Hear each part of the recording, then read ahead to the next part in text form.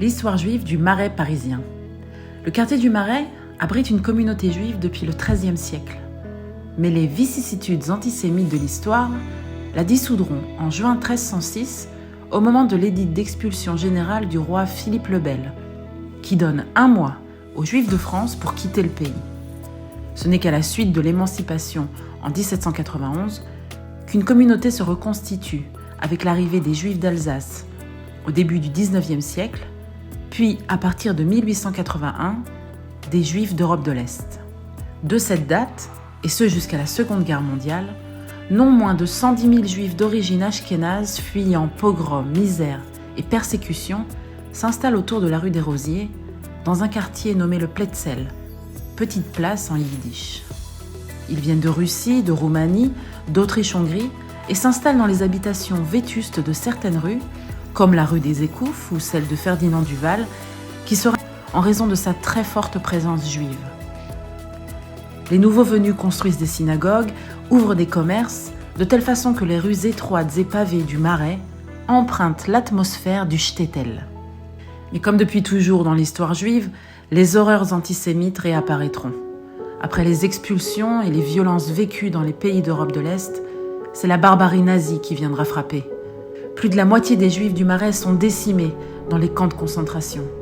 Des plaques gravées et installées sur les édifices du quartier, ainsi que la présence du mémorial de la Shoah, rue Geoffroy-Lanier, préservent cette terrible mémoire. Après l'horreur absolue de la Shoah, le quartier trouvera un second souffle juif à partir des années 60, avec l'arrivée des séfarades, venus d'Afrique du Nord.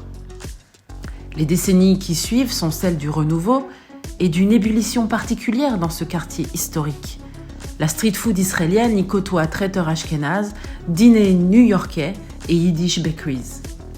Mivami, Schwarzdeli, l'as du falafel, le miznon, autant d'enseignes bondées à toute heure de la journée, excepté le Shabbat bien entendu, pour engloutir shawarma, large sandwich de dinde fumée et pickles, strudel aux pommes encore chaud de la boutique bleue de Florence Kahn, cheesecake polonais ou Amtaschen de la boutique jaune de Sacha Finkelstein, fondée par ses grands-parents, Dora et Itzik Finkelstein, installés à Paris depuis les années 30.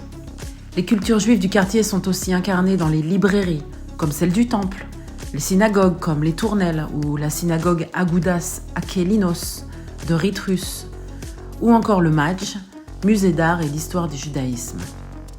L'histoire juive du Marais, c'est aussi l'attentat sanglant de la rue des Rosiers du 9 août 1982, perpétré par une organisation terroriste palestinienne dans le restaurant de cuisine juive d'Europe centrale Joe Goldenberg, qui fera 6 morts et 22 blessés.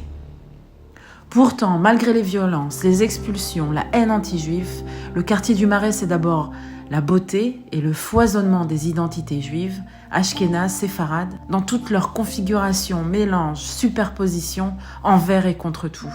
Le Marais reste à ce jour un exemple vibrant de la richesse des cultures juives.